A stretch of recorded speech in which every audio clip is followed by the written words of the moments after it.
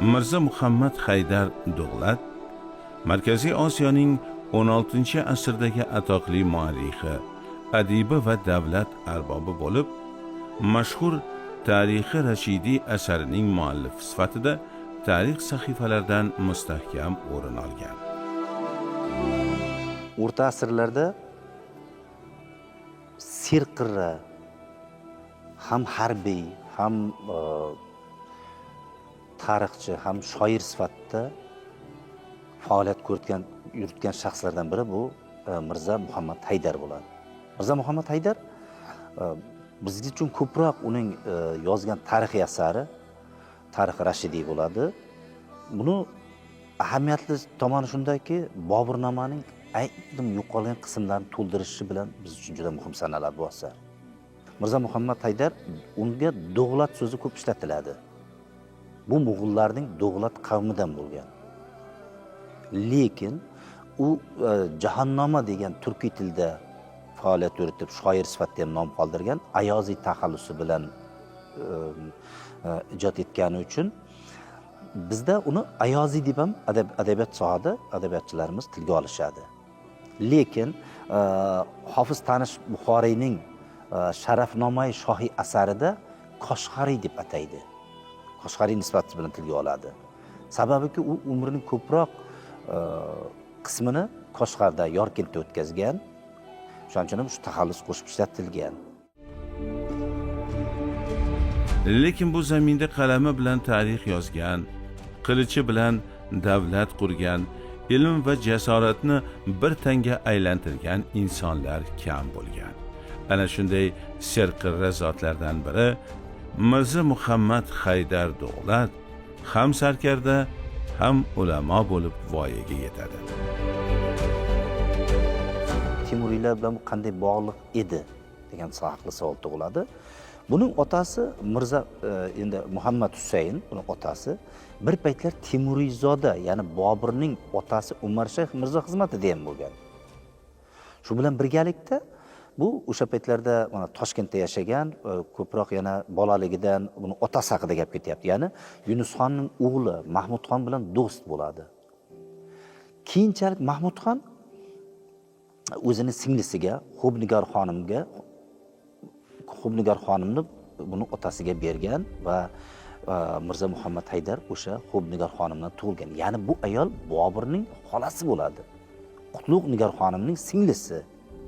Bu paytda Chingiziylar bilan Temuriylar o'rtasidagi qarindoshlik aloqalari rivojlangan, bog'lanishlar bo'ladi. Lekin Abul Xayriylarning o'rta Turonga Movarounnahr bostirib kelishi oqibatida o'rtada parakandalik boshlanadi.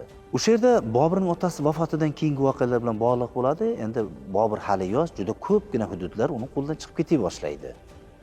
O'ratepani Sulton Mahmudxon egallab oladi. Ya'niki Boburning tog'asi bu. Bobur Samarqandni egallaganida, qo'ldan chiqarib qo'yganda ham Bobur ma'lum muddat mana shu uning nimaning otasi bilan, ya'ni Mirza Muhammad Haydarning otasidan panoh so'rab, Dahkatda, boshqa joylarda yashaydi. Lekin aslida bu Temuriylarning joyi bo'ladi. Manbalardan ma'lum, 15-asrning oxiri va 16-asr boshlari Markaziy Osiyo tarixida chuqur siyosiy silsilaviy o'zgarishlar davri bo'ldi. Ya'ni Temuriylar sulolasi zaiflashib, yangi siyosiy kuchlar sahnaga chiqa boshladi. Ana shunday vaziyatda Dug'lat urug'idan chiqqan, ilmu jang san'atini birlashtirgan shaxs Mirza Muhammad Haydar tarix sahnasiga chiqadi. Mirza Muhammad Haydarning tug'ilgan yili aniq emas, lekin manbalarda taxminiy 1499-yillarda Toshqo'rg'on yaqinida tug'ilgani aytiladi. U ona tomonidan buyuk shoir va davlat arbobi Zaxiriddin Muhammad Boburning xolavachchasi edi. Endi Mirza Muhammad Haydarning tug'ilgan yili aniq emas. Bunday deyishimizga sabab Mirza Muhammad Haydar 900 hijriy 905-yilda tug'ilgan. Milodiy yilga aylantirganimizda bu 1499-1500-yillarga to'g'ri keladi. Aniqroq aytadigan bo'lsak, 1499-yil avgust oyidan boshlanadi hijriy yil hisobida. O'shaning uchun ba'zi joylarda 1499, ba'zi joylarda 1500-yil deb ataydi. Endi buni tug'ilgan joy xususida ham turli xil taxminlar bor. Ya'niki O'ratepada tug'ilgan degan taxmin ham bor. Albatta o'sha paytda buni otasi aynan mana shu davrlarda O'ratepani hokimi edi. Ya'niki Sulton Mahmudxon tarafidan tayinlangan shaxs edi. Lekin Toshkentda ham ma'lum muddat yashagan. O'shaning uchun ham ikki xil manbalarda shunaqa uchraydi. Ya'niki tadqiqot etilayotgan ilmiy asarlarda demoqchiman. U tavallud topgan oila Mo'g'ul xonliklariga hamda Temuriylarga aloqador bo'lgan oila edi. Uning onasi Zahiriddin Muhammad Bobur Mirzoning xolasi Xubnigor xonim bo'lgan, ota tomonidan esa Haydar Mirzoning farzandi bo'lgan. Muhammad Haydar Mirzo aynan u voyaga yetgan davr, muhit juda ham murakkab vaziyatga to'g'ri kelgan. Uning bolalik ta'lim olishi, voyaga yetishida bu paytda Mavronaxirda Xurosonda kechayotgan voqealarda bir tuzum ikkinchi tuzumga almashish arafasida, bir sulolaning tugatilishi, ikkinchi sulolaning hukmronlikka intilishi bilan bog'liq voqealar bo'layotgan edi. Mana shu murakkab jarayonda Muhammad Haydar Mirzoning bolaligi juda ham bir ziddiyatlarga to'la o'tdi. Haydar Dug'lat yoshligidanoq harbiy salohiyati bilan taniladi. Yuqorida aytib o'tganimiz Abul Xayriylar hukmronligi kuchayayotgan bir paytda otasi oilasini olib Kobulga ko'chib borishga majbur bo'ladi. Demak, bolaligidan Bobur saroyida ta'lim olishga musharraf bo'lgan.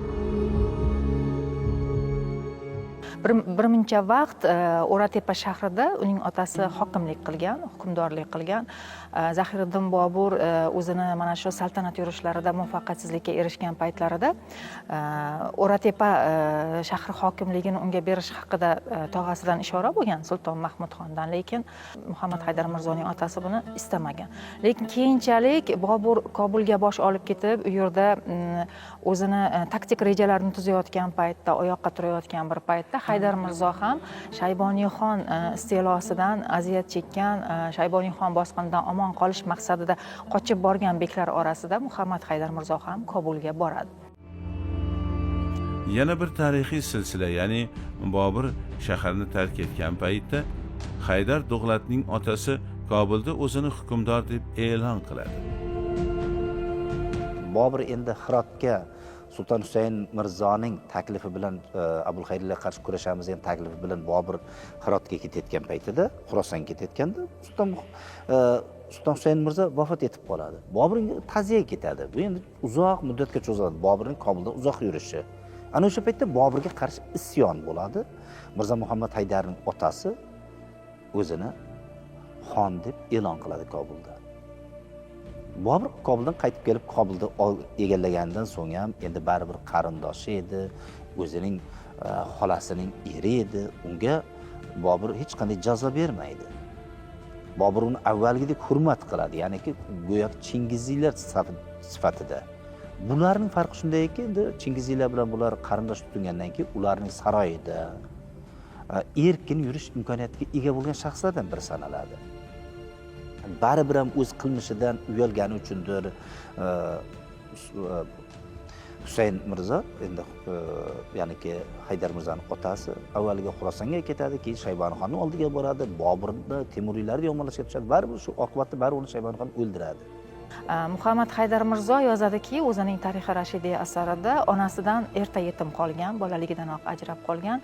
Keyinchalik taqdir uni otasidan ham hali voyaga yetmasdanoq 10-11 yoshida otasidan ham ajralishiga sababchi bo'ldi. Chunki bu paytda Shayboniyxonning o'sha Temuriylar sulolasini va ularga aloqador bo'lgan, doim yordam berib kelgan Mo'g'ul xonlariga aloqador har bitta shaxsni qirib tashlash istagi bor edi, ahdi bor edi. Bu tabiiy qarash kerak. Bu tarixiy jarayonga bir sulola ikkinchi sulolani oxirigacha mahv etmasdan turib o'zini daxlsiz hududini saqlay olmaydi va Muhammad Haydar Mirzoning otasini shubha ostida bir qancha vaqt ushlab turgan, lekin baribir qatl etishga farmon beradi.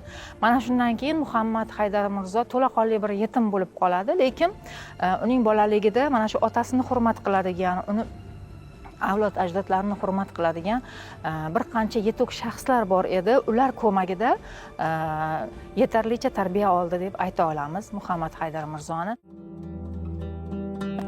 Buning natijasida Kobulni ham tark etishiga to'g'ri keladi.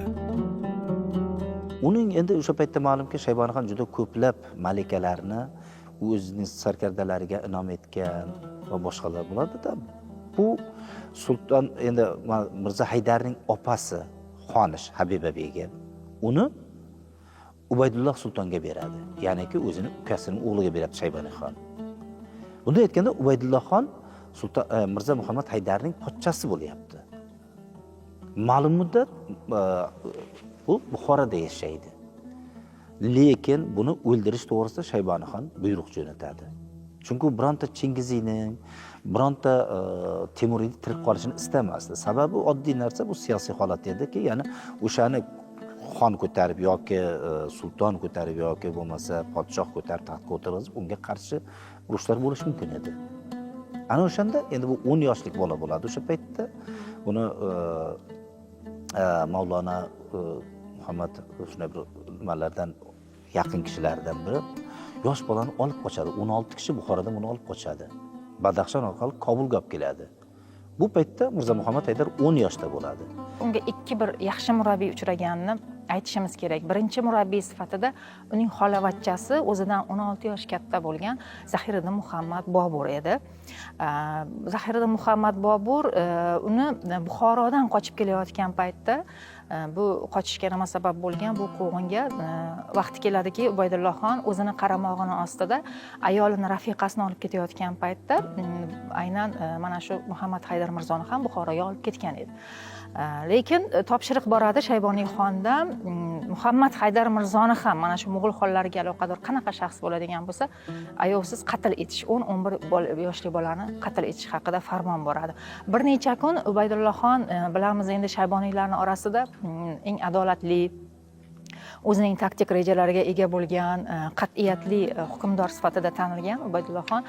Shunda aynan Muhammad Haydar Mirzoni o'z tarbiyasiga olgan Mavlona Muhammad Qozi o'zining yetakchi ustozi Xo'ja Muhammad Nuro bilan maslahatlashadi, aytadiki, nima qilsak bo'ladi, farmon kelib turibdi, bu hukmdorning farzandini qanday qilib saqlab qolsak bo'ladi degan paytda olib qochib ketish, Buxoro hududidan olib qochib ketish haqida unga ishora beradilar va shunaqa bir reja tuzishadiki, 10 kunga qadar Muhammad Haydar Mirzoni Buxoro shahrining o'zida yashirin saqlab turishadi va uni shahar hududidan chiqib ketdi, qochib ketgan yaqinlari qurshovida qochib ketdi degan gap so'zni tarqatishadi. Va 10 kunlar uni izlab chora topisha olmagandan keyin, haqiqatan ham yo'lga chiqadi va Mavlona Muhammad Qozi ikkisi amallab bir necha qiyinchiliklar, juda bir dushvor bir mashaqqatli joylardan o'tishadiki, amallab o'sha Mirzoxon huzuriga kelishadi. Mirzoxon huzuriga esa Bobur maxsus chopar farmon jo'natib, zudlik bilan uni Kobulga olib kelish haqida buyruqni yetkazdirishadi. Shu davrda dunyoga mashhur tarixiy Rashidiy asariga zamin paydo bo'ladi. Va Kobulga borgandan keyin Zahiriddin Muhammad Bobur o'sha ham xolasini farzandi sifatida unga bir murabbiylik qilib, o'sha uni yetim sifatida o'zini panohiga oladi va yetarlicha ta'lim tarbiya olishiga sharoit yaratadi. Muhammad Haydar Mirzo juda bir yaxshi xotiralarni aytgan, Kobulda 3-4 yil yashaydi. Bobur Mirzo ham xizmatida bo'ladi, ham u aytgan ilmlarni egallab, kamolot bosqichiga erish uchun yoshligidan harakat qiladi. Har ikkisini xotiralarida Tarixi Rashidiyda Muhammad Haydar Mirzo Boburni yaxshi nom bilan eslaydi. Unga mehribonlik qilgan, saxovat ko'rsatgan hukmdor sifatida, qarindosh sifatida.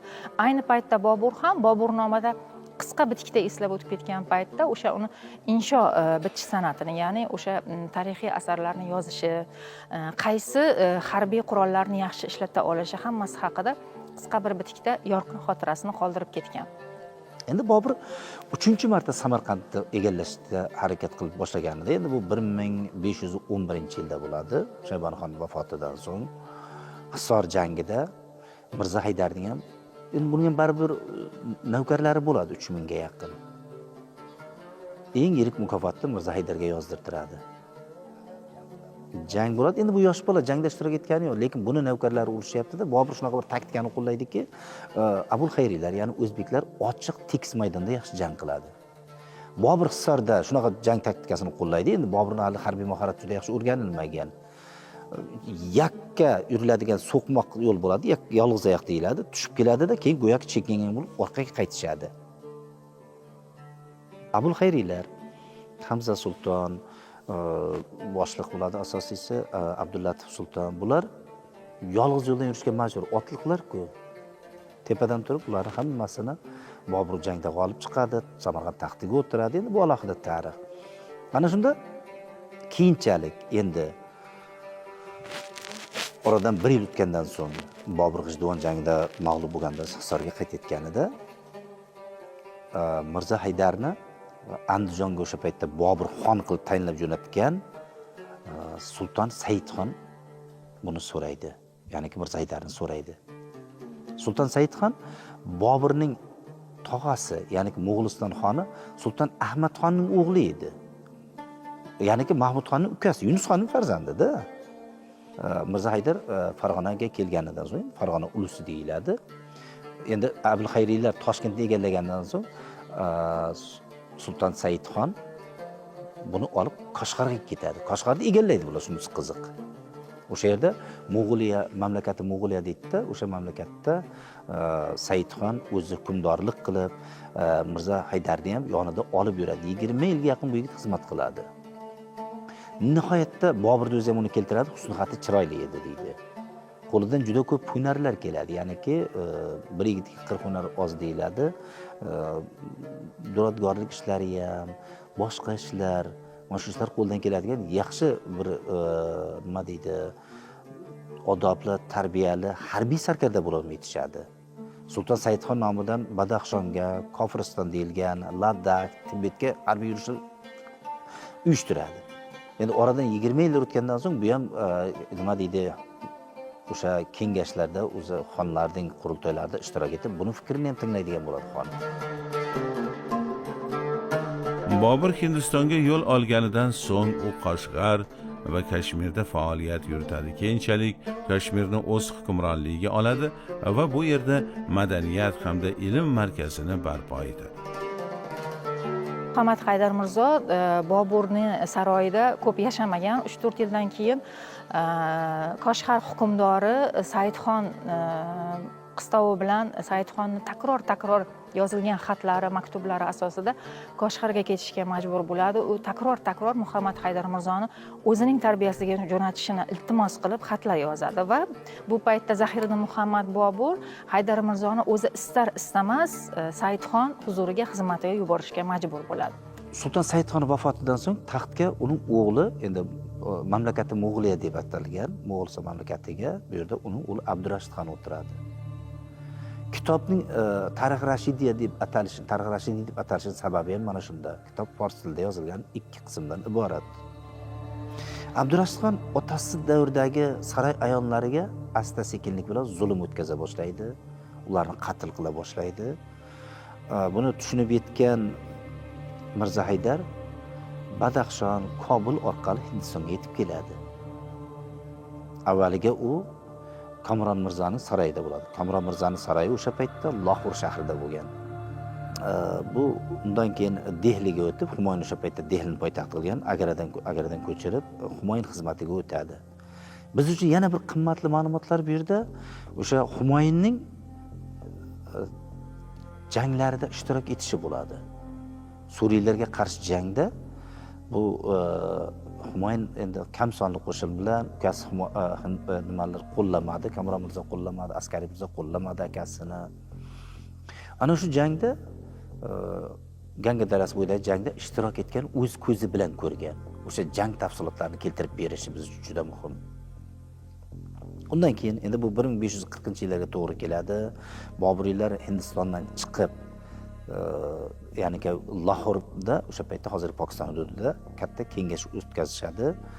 Endi Sherxon Sur talab qilyaptiki, Boburiylardan butunlay chiqib ketishini talab qilyapti. Lahorni ham qoldirmayapti. Ana shunda bu yerda kengash o'tkaziladi. Ana shu kengashda qayerga borish masalasi, Humoyunga ruxsat berilmayapti. Kobulga borishiga ham, Badaxshonga o'tib ketishiga ham ukalari yo'l qo'ymayapti.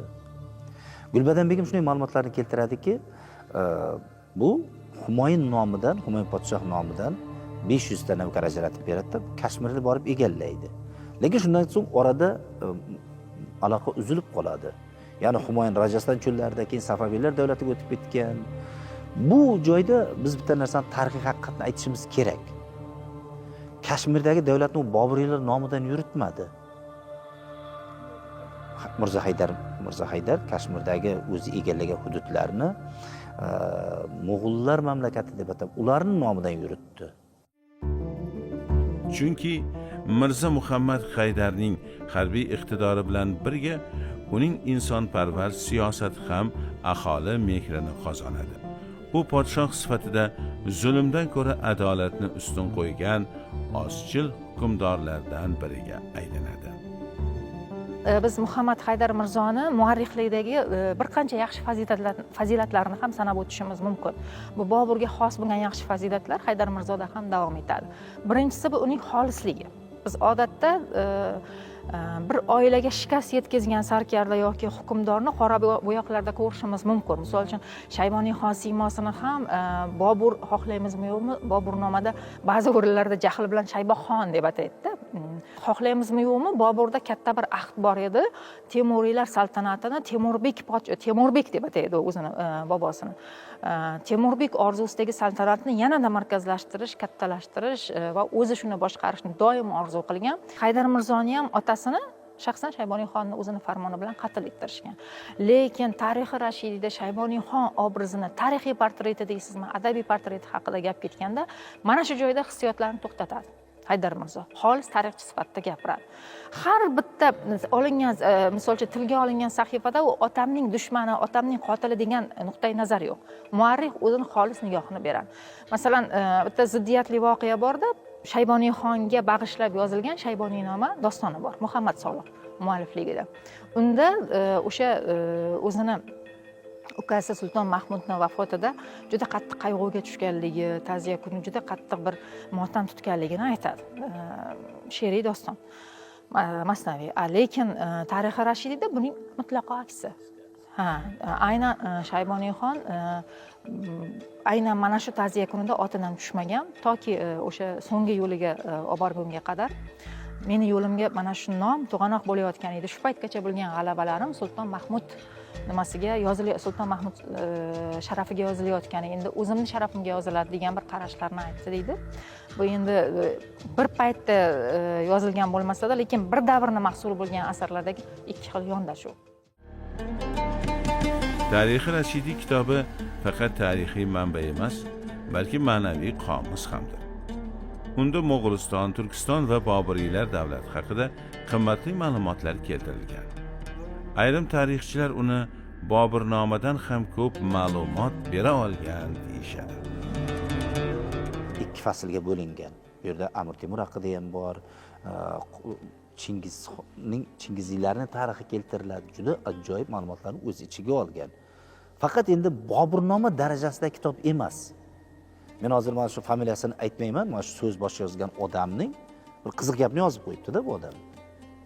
Aytayaptiki, Boburnoma adabiy jihatdan ustun turadi, lekin tarixiy jihatdan tarixi Rashidiy ustuvorlik qiladi degan so'zga mutlaqo qo'shilmayman.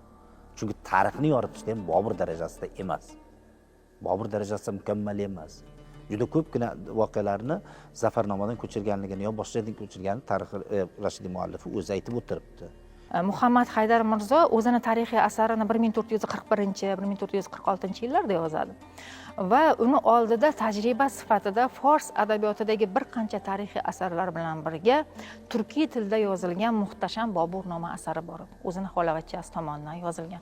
Bilamizki, u Boburnoma asari bilan mana shu tarixchi olimlarni taxminlariga ko'ra, misol uchun ingliz olimasi Beveridge aytadiki, Koshg'ardayoq tanishgan bo'lish kerak Boburnoma asari bilan deydi. Chunki Saidxon bilan Boburning yozishmalari bor. Bu paytda o'zini Boburnomasidan, ya'ni Vaqo'i asaridan bir nusxa jo'natgan bo'lish kerak deydi.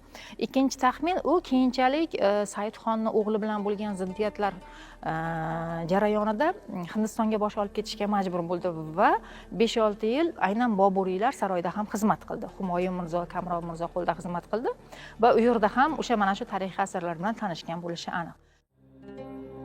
U asarida faqat podshohlar emas, balki xalqning turmush tarzi, urush va tinchlik yillari, inson fazilatlari haqida ham so'zlaydi.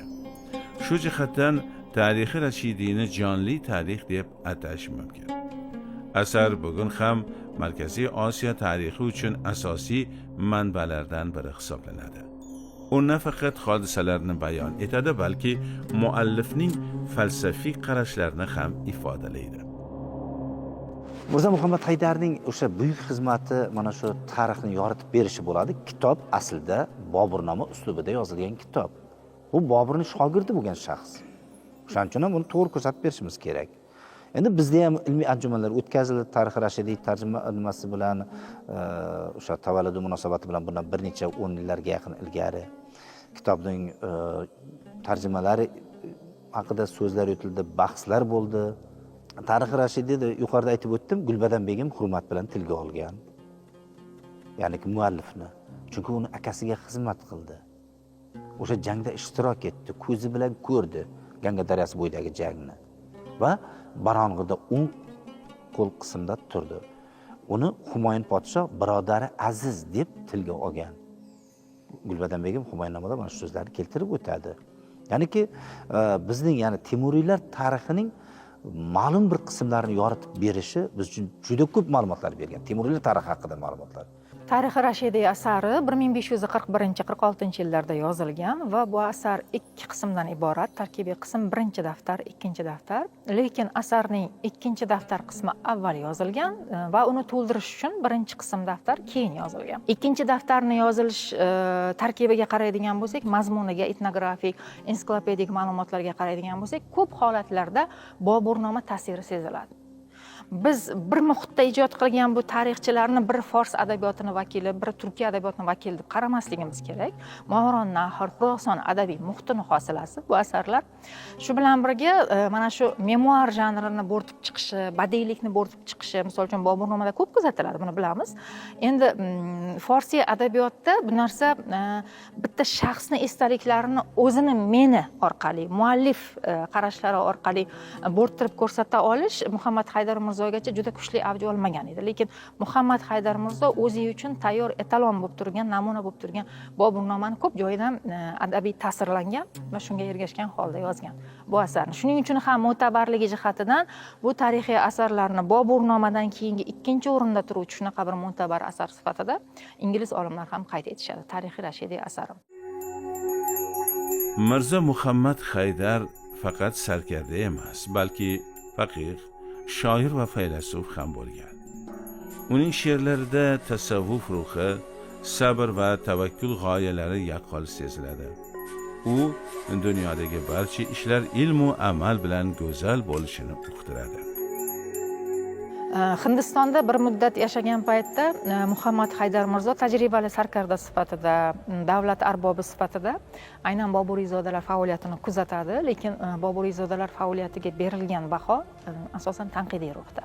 Misol uchun Humoyun Mirzoni faoliyatida ma'lum muddat mayga berilish yoki bo'lmasa mast qiluvchi, kayf beruvchi giyohvand moddalarni iste'mol qilish holatlarini ham aytib o'tadi va uni chalg'itgan va uni mana shu yo'lga boshlagan rahnamolarni ham qattiq tanqid ostiga olgan yoki Kamron Mirzoni ham ma'lum bir qora nuqtalarni gapirgan paytda biz mana shu joyda Muhammad Haydar Mirzoni ko'pni ko'rgan, saltanatni osoyishtaligi uchun turib bera oladigan, o'zini maslahatlarini ayamaydigan bir qiyofani ko'rishimiz mumkin. Va bu o'rinda Muhammad Haydar Mirzoni Boburning opasi, tug'ishgan opasi Xonzoda begim bilan bo'lgan aloqalari ham juda ham ijobiy ruhda bo'lganligiga guvoh bo'lishimiz mumkin. Mirzo Muhammad Haydar hayotining so'nggi yillarini Kashmirda o'tkazadi. Ammo uning adolatli siyosati hammaga yoqmaydi. Mahalliy amaldorlar hasad bilan unga qarshi fitna uyushtiradi. Manbalarda keltirilishicha, 1551-yilda Mirzo Muhammad Haydar xiyonat qurboni bo'lib halok bo'ladi. Muhammad Haydar Mirzo o'sha Hindistondagi faoliyat davomida ko'radiki, Boburiylar o'rtasidagi o'sha ba'zi bir kelishmovchiliklar, ziddiyatlarni ko'rgandan keyin ulardan ruxsat olgan holda ikkinchi marta Kashmir shahrini zabt etadi va 1551-yilgacha o'sha yerda hukmdorlik qilib, podshohlik qilib faoliyat olib boradi. Afsuski, o'sha 1551-yilda mahalliy aholi tomonidan ko'tarilgan isyon chog'ida, tun chog'ida bo'ladi bu isyon. Qarshilik harakatini olib borayotgan paytda, isyonni bostirish chog'ida tasodifdan o'zini qo'riqchilaridan birini o'qi tegib ketib, o'zini askarlaridan birini o'qi tegib ketib vafot etadi. 10 yil hukmronlik qildi Kashmirda. O'sha 1540-yildan, hatto 10 yildan ko'proq, demak 1551-yilda vafot etgan bo'lsa, 10 yildan ko'proq hukmronlik qiladi Kashmirda.